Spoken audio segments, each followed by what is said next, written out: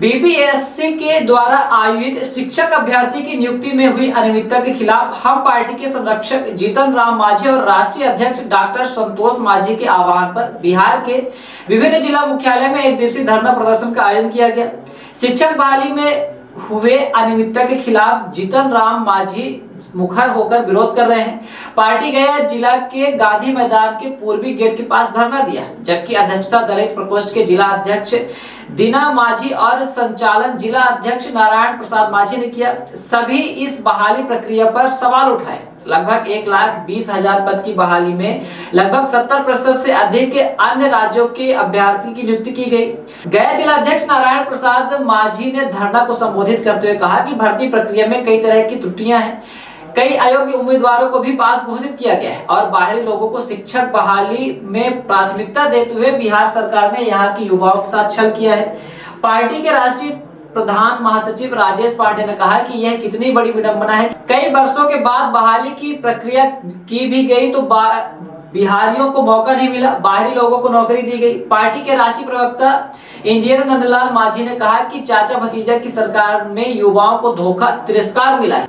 आज बिहार मजदूरों की मंडी, बेरोजगारों की मंडी बन गया है। पूरे देश में सबसे अधिक सिविल सेवा पास करने वाला राज्य आज अयोग्यता की मार झेल रहा है। बिहारी युवा को अयोग्य घोषित किया जा रहा है। यह सरकार के दोहरे चरित्र को उजागर करता है। हमारी पार्टी आयोग के कार्यालय बहाली की प्रक्रिया की न्यायिक जांच करती है। पार्टी के राष्ट्रीय प्रवक्ता शंकर मांझी ने बताया कि सरकार युवाओं के भविष्य के साथ खिलवाड़ कर रही है। प्रमोशन इन रिजर्वेशन में छेड़छाड़ करते हुए दलित के साथ अन्याय कर रही है। हेलो नहीं चलेगी, नहीं चलेगी। वोट दे बिहारी और नौकरी पाए बाहरी, नहीं चलेगा, नहीं चलेगा। वोट दे बिहारी और नौकरी पाए बाहरी, नहीं चलेगा, नहीं चलेगा। बिहार में डोमिसाइल नीति लागू करना होगा, बिहार में डोमिसाइल नीति लागू करना होगा। दोस्तों, ये मौका चूकने न दीजिए। ऐसे जो बेदंड, जो इसकी भाषा में जो ज्ञान नहीं है, ऐसे मुख्यमंत्री, ऐसे उप मुख्यमंत्री। इसी के साथ मैं अपना वाणी को विराम देता हूँ। खत्म कर दे रहा है। यहाँ के लोग सभी जानते हैं, आसपास का जो आपका राज्य है कि बिहार का शिक्षा बहुत अच्छा है और वहाँ का विषय बहुत अच्छा है, लेकिन फिर भी जो यहाँ का विषय क्या पढ़ाएगा बाहरी वाला? जो यहाँ का सिलेबस हार्ड है, बिहार का सिलेबस हार्ड है और बाहरी वाले क्या जानेंगे? जो बच्चा मेरा बिहार का पढ़ने वाला है वो ऐसा समझेगा, वो क्या समझेगा? बाहर का समाज हमारे साथ महिला कर नौकरी ले, लेकिन बिहार का लोग वोट दे बाहरी नौकरी दे। इसीलिए शिक्षा घोटाला रखा गया।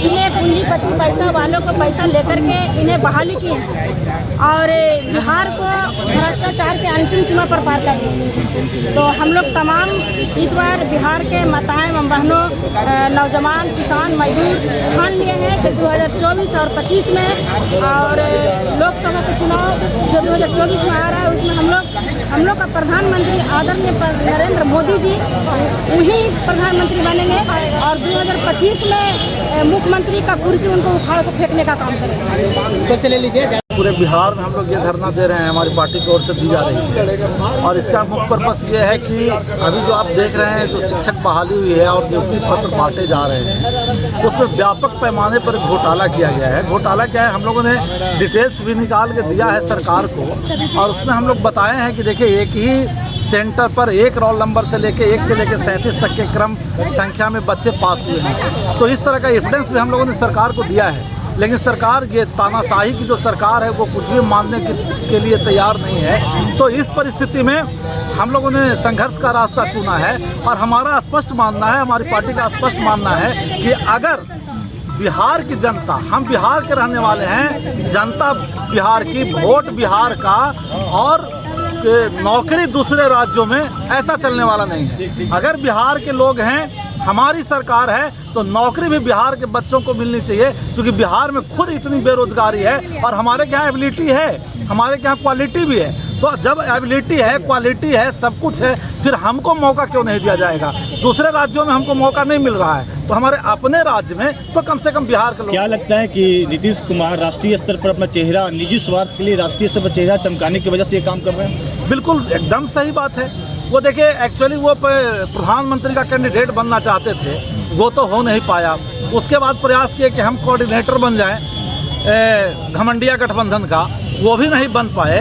तो अब अपना एक छवि दिखाने की कोशिश कर रहे हैं, क्योंकि 20 साल से 17 साल से वो जो बिहार में राज कर रहे हैं, और यहाँ पर जितनी भ्रष्टाचार और जितनी अव्यवस्था हो गई है, जितना अफसरशाही हो गया है, इसके आलोक में वो चाहते हैं कि हमारी कुछ जो है पाप जो है उस पर पर्दा लग जाए और नए तरीके से एक बार फिर से बिहार की जनता हमको मुख्यमंत्री के रूप में ही स्वीकार कर ले, इसकी प्रयास कर रहे हैं। आगे की क्या रणनीति रहेगी आपकी पार्टी की? हम लोग संघर्ष कर रहे हैं, हम लोग अदालत लगाए हैं। अगर मान लीजिए सरकार हमारी बात नहीं मानती है तो आगे वाला सदन जो है उसमें हम मुखर होकर के और इसकी बात को उठाएंगे। अगर उससे भी नहीं हो तो हम लोग कोर्ट तक जाने का रास्ता अख्तियार करेंगे।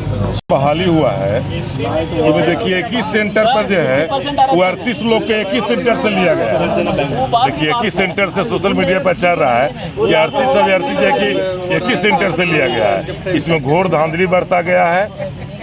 वोट देता है बिहारी और नौकरी पाता है बाहरी। क्या मांग करना चाहते हैं सेंट्रल से? सेंटर से मांग करते कि इसको जैसे निरस्त करे, फिर से बहाली कराए। पर्चे दीजिए। किसान प्रकोष्ठ अध्यक्ष गया जिला बुलबुल सिंह, पार्टी हिंदुस्तानी अवाम मोर्चा किया गया है, इसको आप कैसे देखते हैं? इस चीज़ को क्या है कि हमारे जो मुख्यमंत्री माननीय नीतीश कुमार जी हैं, वो उनकी कोई भी कार्य सफल नहीं हो पा रहा है। हम लोगों ने बालू दारू सब देख लिया, असफलता की ओर चले गए। अब उनकी लालसा हो गई कि हम तो यहाँ के मुख्यमंत्री काफ़ी दिनों से रहे हैं और अब हमें मतलब कि प्रधानमंत्री बनने की तैयारी उनके मन में आ गई। प्रधानमंत्री की तैयारी होने के बावजूद उनने बिहारियों को क्रश करना शुरू कर दिया। उसमें क्या किया कि उन्होंने दो मिसाल नीति लाना चाहिए था, वो कार्य नहीं किए। और वो यहाँ के जो युवा हैं जो कि बेरोजगारी यहाँ चरम सीमा पे है, ये पूरे स्टेट पूरे भारत देश को जानकारी है कि हमारे बिहारी भाई इतना टैलेंटेड होने के बावजूद भी वो मजदूरी का कार्य कभी चेन्नई में तो कभी मुंबई में तो कभी दिल्ली में कार्य करते हैं। ये सब यहाँ की सरकार के कारण ऐसा हुआ। तेजस्वी यादव का कहना था कि हम युवाओं का 10 लाख युवाओं को नौकरी दिया। कहाँ देखने को ऐसा मिलता है? हमारे माननीय मुख्यमंत्री उठे और सारे के सारे यूपी के लोग और डिफरेंट स्टेट के लोगों को लाकर यहाँ जॉब देने का कार्य किया। उनका जो मंशा है कि हम प्रधानमंत्री बनेंगे, ये ऐसा पूरा कभी भी नहीं होने वाला है। ये हम लोग पूरी तरह से जान चुके हैं और हमारे पार्टी के दिशा निर्देश संरक्षक महोदय और राष्ट्रीय अध्यक्ष के दिशा निर्देश के आधार पे हम लोग यहाँ 1 दिवसीय धरना का आयोजन कर रहे हैं। वोट दे बिहारी और नौकरी पाए बाहरी, ऐसा संभव नहीं है। पर्चे दीजिए। इंजीनियर दिवाकर सिंह, गया जिला प्रवक्ता हम पार्टी। जैसा कि आप सभी जानते हैं कि जो बिहार के युवा होते हैं और बिहार के जो मेधावी छात्र होते हैं, अपने मेहनत और काबिलियत के दम पे पूरे देश में और दुनिया में उनका डंका बजता है।